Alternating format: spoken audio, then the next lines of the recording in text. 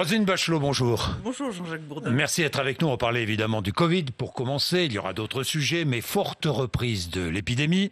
Est-ce un coup dur pour le monde de la culture? Est-ce que les entrées sont en train de baisser actuellement? Oui, effectivement, Jean-Jacques Bourdin, vous avez raison. La situation se tend dans la culture.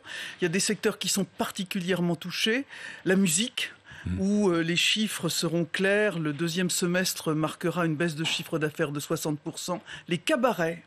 Oui. Les cabarets où on note un double phénomène. D'abord, des réservations qui s'annulent, en particulier des réservations de groupes, et le fait que les troupes d'artistes sont touchées et obligent à des annulations. Le syndicat, l'organisation professionnelle, le CAMUL, que nous le signale. C'est pour ça que nous avons pris avec les autres ministres du Travail et à Bercy, la décision que la mesure coût fixe qui s'adressait aux entreprises quand elles perdaient 80% de leur chiffre d'affaires, nous avons décidé de le baisser à 65%, ce qui devrait permettre de prendre en compte les difficultés du secteur. Mais je surveille ça évidemment avec beaucoup de difficultés pour adapter les aides aux besoins. Oui, le quoi qu'il en coûte est réactivé pour la culture, si je comprends bien. Exactement.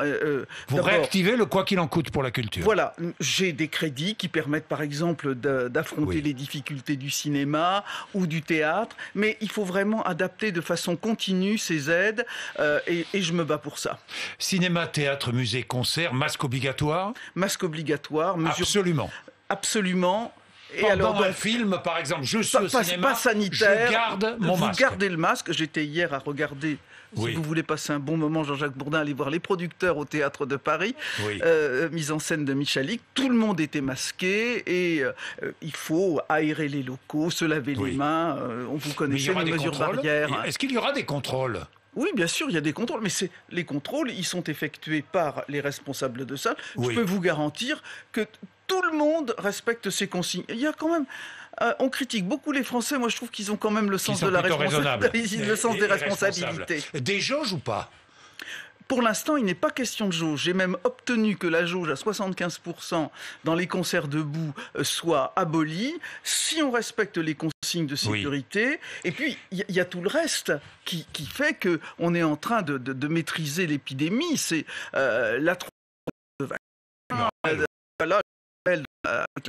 dose. Il faut se vacciner. Il y a des restrictions pour les non-vaccinés, sauf en France. Vous le regrettez ? Non, parce que je pense qu'on est un pays de liberté et que on peut maîtriser l'épidémie parce qu'avec notre politique de vaccination, de précaution, on est aussi le pays où finalement on maîtrise le mieux la pandémie. Donc vraiment, moi je veux qu'on passe des vacances de fin d'année en allant au théâtre, en allant au cinéma, en allant au concert. Oui, et en prenant les précautions requises. Fermeture des discothèques. En même temps, les clubs échangistes restent ouverts. On ne comprend pas très bien pourquoi. Oui, ça, je n'interviendrai pas sur ce débat. Les clubs échangistes ne relèvent pas du ministère de la Culture. Vous pouvez le regretter, Jean-Jacques Bourdin, mais enfin, pour l'instant, Non, mais je ne regrette rien du tout. Je constate. Voilà. Je constate. Non, pour parler plus sérieusement des discothèques, effectivement, on comprend pourquoi. Parce que, certes, le pass sanitaire est demandé. La plupart des patrons de discothèques le respectent. On jouait le jeu. Mais à l'intérieur des discothèques, soyons sérieux, on ne porte pas le masque et c'est un lieu de contamination. Nous prendrons évidemment en charge les discothèques qui sont obligées de fermer, comme nous l'avons fait auparavant. Comme vous l'avez fait auparavant. On ne dansera plus dans les bars et restaurants, non plus. C'est la même chose qu'on appelle les danse bars dans les concerts. On danse dans les concerts. Écoutez, prenons les précautions. Moi, j'ai un secteur qui est le secteur de la culture. Ce n'est pas la même chose, un concert et un bar dansant. Oui, mais enfin, on danse dans les deux, quoi. Vous êtes allé dans les deux ? Oui, je suis allé dans les deux, oui. On drague peut-être un peu moins dans les concerts que dans les bars dansants. Bon, le concert test d'Indochine à Paris, au mois de mai, j'ai vu, on n'a pas eu vraiment on a eu les résultats. Si, on a eu les résultats. Les résultats ont été très clairs, c'est-à-dire que quand on est vacciné et quand on porte le masque, eh bien, il n'y a pas de contamination, mais il faut dire aussi, il faut être raisonnable, Jean-Jacques Bourdin, c'est que nous étions dans une configuration où les variants n'étaient pas arrivés. Oui. Donc le concert, il est à apprécier dans un contexte. Oui, c'est vrai. Vous êtes pharmacienne, et on reste, quand on a été pharmacien, on est je mourrai docteur en pharmacie. Exactement, absolument. Vous mourrez docteur en pharmacie. J'ai vu et j'ai écouté les pharmaciens protester parce qu'on leur demandait peut-être d'ouvrir le dimanche. Enfin, peut-être. On leur demandait, on ne leur impose pas, mais on leur demande d'ouvrir le dimanche pour des tests, pour de la vaccination. Et ils protestent. Vous comprenez cette protestation ? Moi, je suis persuadé qu'à terme, les pharmaciens prendront leurs responsabilités et qu'ils ouvriront le dimanche pour permettre de vacciner et de tester. À partir du moment où ils auront un espace de liberté sur leurs horaires d'ouverture, sur la faculté d'ouvrir ou de ne pas ouvrir, ils ont du personnel, ils n'en ont pas. Écoutez, ils le feront. Si j'étais dans ma pharmacie, j'ouvrirais le dimanche. Vous ouvririez le dimanche. Bien, vous êtes la deuxième personnalité politique préférée des Français, derrière Édouard Philippe et devant Valérie Pécresse, que vous connaissez bien, Valérie Pécresse. Vous avez été dans le gouvernement Fillon avec elle. Hein ? Est-ce qu'elle a la stature d'une présidente de la République ? Oh, je pose pas la question comme ça, Jean-Jacques Bourdin. Comment moi, je me demande, je demande sur le plan des principes, sur le plan du programme. Sur le plan des principes, je considère que Valérie Pécresse est dans une sorte de seringue, puisque n'oublions pas qu'elle n'a pas été en tête de la primaire des Républicains, c'est Éric Ciotti, que M. Ciotti, au deuxième tour de cette primaire, a quand même séduit 4 militants sur 10 et qu'elle va avoir beaucoup de mal à réunir cette famille, sauf à abdiquer un certain nombre de valeurs qui étaient les siennes, je ne sais pas si elle les a encore, qui étaient les siennes au moment où nous étions ensemble au gouvernement. En tout cas, j'ai regardé son programme culture. Oui. Il y a du travail à faire encore. C'est-à-dire qu'il n'y a rien, quoi. C'est-à-dire qu'il y a deux choses qui sont intéressantes. Il y a faire une grande commande publique, c'est ce que nous avons fait il y a un mois, et avoir des crédits pour faire des studios d'enregistrement, c'est exactement le programme France 2030. Je sais pas, elle pourrait, là, sur le plan culture... travailler. Non, pourquoi pas être la ministre de la Culture d'Emmanuel Macron ? Ah bon ? Ça serait oui. Vous serez toujours ministre de la Culture, voilà. Si Emmanuel Macron est réélu, s'il est candidat, vous voterez pour Emmanuel Macron, s'il est candidat. S'il est candidat, sans hésiter, vous ne voterez pas pour Valérie Pécresse. Je voterai pour Emmanuel Macron, mais je ferai sa campagne. Est-ce que vous gagnerez, est-ce que vous irez vous ranger dans le parti d'Édouard Philippe ? Vous y avez songé ou pas ? Non, parce que j'ai décidé de faire partie d'un parti politique. Fini ça. C'est plus de mon âge. C'est fini. C'est fini. Vous gardez votre liberté. Éric Zemmour était mardi dernier, ici même, à votre place. Et à propos d'Emmanuel Macron, il a été très dur. Je cite, c'est un adolescent qui se cherche. On a l'impression d'un type qui n'est pas fini. Ce type n'est pas fini. Ce type dit tout. Et le contraire de tout, c'est le vide. Je trouve que ces propos sont absolument inqualifiables, parce que c'est l'attaque, non pas une attaque politique, c'est l'attaque d'une personne dont on dit qu'il n'est rien. Et véritablement, ce genre de propos de négation de la dignité d'un être humain est absolument insupportable. Ce n'est pas digne, ce n'est pas un combat politique digne. Monsieur Zemmour est un falsificateur, c'est un usurpateur, et véritablement, il se découvre à travers ces attaques qui sont ignobles. Qu'est-ce que vous dites à votre frère, qui est le porte-parole d'Éric Zemmour ? Je n'ai pas de... dans une famille... Il y a des ruptures qui sont définitives. Bon, d'accord. Les sociétés des rédacteurs, des grands médias, demandent à ce que la liberté de travailler soit respectée. Est-ce que le droit d'informer était en danger dimanche dernier ? De quoi parlez-vous, pardon ? Je parle du meeting d'Éric Zemmour. J'avais déjà oublié, j'étais dans le déni sans doute. Est-ce que le droit d'informer... est menacé ? À partir du moment où des militants politiques chauffés à blanc sont amenés à vilipender la presse, oui, la liberté est menacée. La liberté est menacée. Le droit d'informer est en danger. Bien sûr. Que faire alors ?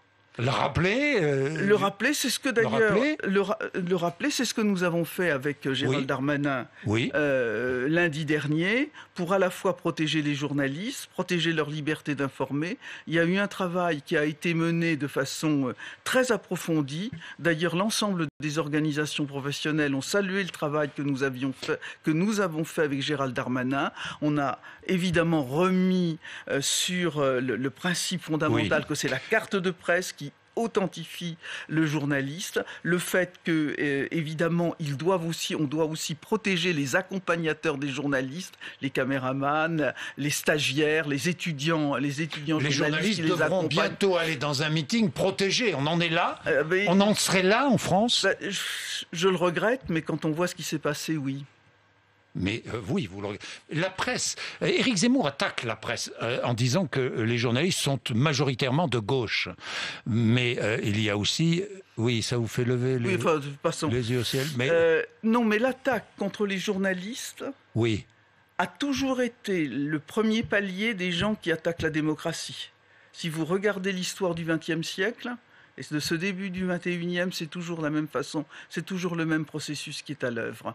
Et d'ailleurs, il est tout à fait intéressant de voir que M. Zemmour et d'autres préconisent de supprimer le service public de l'audiovisuel. Oui. Eh bien, ça, je serai la défenseuse du service public de l'audiovisuel et c'est quelque chose, c'est une garantie de la liberté. La presse d'opinion existe. Roselyne Bachelot, Éric Zemmour est soutenu par un groupe de presse important. Non, mais la presse d'opinion existe, bien sûr entendu. Donc il n'y a rien à... Bon, écoutez, moi je ne suis pas la ministre de la censure, je suis le défenseur de la liberté de la presse, évidemment, même celle qui ne me plaît pas, heureusement. Roselyne Bachelot, Emmanuel Macron et l'Europe. Hier, conférence de presse du président de la République. Je vais revenir, mais au cours de cette conférence de presse, il a parlé de la création d'un comité d'historiens de différents pays européens pour bâtir une histoire européenne, une histoire mondiale de l'Europe. Oui, une académie européenne en quelque sorte qui permettrait de contrer le révisionnisme historique qui remet en cause notre histoire et nos responsabilités dans cette histoire.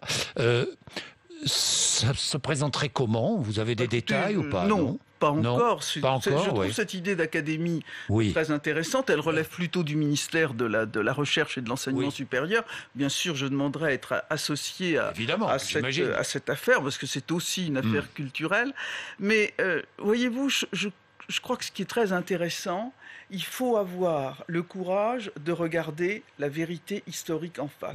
C'est exactement la décision que j'ai prise par un arrêté qui fait que j'ouvre en avance les archives nationales, puisque je suis la ministre des Archives. Vous annoncez que vous ouvrez les archives. J'annonce que j'ouvre avec 15 ans d'avance les archives sur les enquêtes judiciaires de gendarmerie et de police qui ont rapport avec la guerre d'Algérie. Je veux que sur cette question, qui est une question qui est troublante, qui est irritante, où il y a des falsificateurs de l'histoire qui sont à l'œuvre, je veux qu'on puisse la regarder en face. On ne construit pas un roman national sur le mensonge. Et c'est la décision que j'ai prise en ouvrant ces archives avec 15 ans d'avance. Il y a des risques. Imaginons que l'on découvre que l'armée française a torturé. Que l'on découvre. Ça, c'est pas une découverte. Oui, c'est pas une découverte, mais que l'on ait confirmation. Mais je crois qu'on a... C'est l'intérêt du pays que de le reconnaître. Quand Emmanuel Macron a rendu justice sur l'affaire Audin, il avait ainsi... je dirais, mis la France en face de la vérité. Quand Jacques Chirac est au Veldiv et qu'il reconnaît la responsabilité de l'État, il fait une œuvre utile. Je crois qu'on ne doit jamais avoir peur de la vérité. Il faut la contextualiser. Tout ça s'est passé il y a déjà certains années, mais il faut la regarder en face. Pourquoi est-ce que le monde de la culture ne dit rien